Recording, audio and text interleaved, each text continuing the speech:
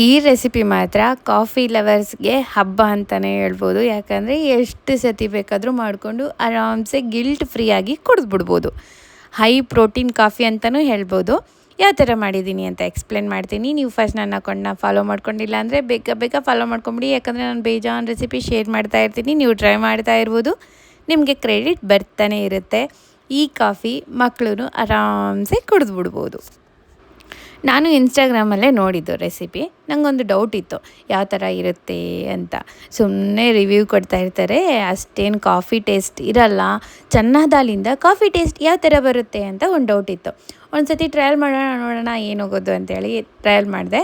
First 1 ಕಪ್ಪಷ್ಟು ಚನ್ನ ದಾಲನ್ನ ಸಣ್ಣ ಫ್ಲೇಮಲ್ಲಿ ನೀಟಾಗಿ ಹುರ್ಕೋಬೇಕಾಗತ್ತೆ. ಈ ಬಣ್ಣ ಬರಬೇಕು. ಇದು ತಣ್ಣಗಾದ್ಮೇಲೆ ಗ್ರೈಂಡ್ ಮಾಡಿಟ್ಕೋಬೇಕು. ಆ ಗ್ರೈಂಡ್ ಮಾಡೋದು ಸ್ಮೂತ್ ಪೇಸ್ಟ್ ಆಗಿದ್ದರೆ ಇನ್ನೂ ಚೆನ್ನಾಗಿರುತ್ತೆ. ನಾಟ್ ಪೇಸ್ಟ್, ಸ್ಮೂತ್ ಪೌಡರ್ ಈ ಟೆಕ್ಸ್ಚರಲ್ಲಿ ಇರಬೇಕು. ನಾರ್ಮಲಿ ನಾವು ಕಾಫಿ ಮಾಡ್ಕೊತೀವಲ್ಲ ಆ ಥರ ಕಾಫಿ ಮಾಡ್ಕೊಂಡ್ಬಿಟ್ರೆ ಆಯಿತು. ಟೇಸ್ಟ್ ಮಾತ್ರ ಅಲ್ಟಿಮೇಟ್ ಆಗಿತ್ತು.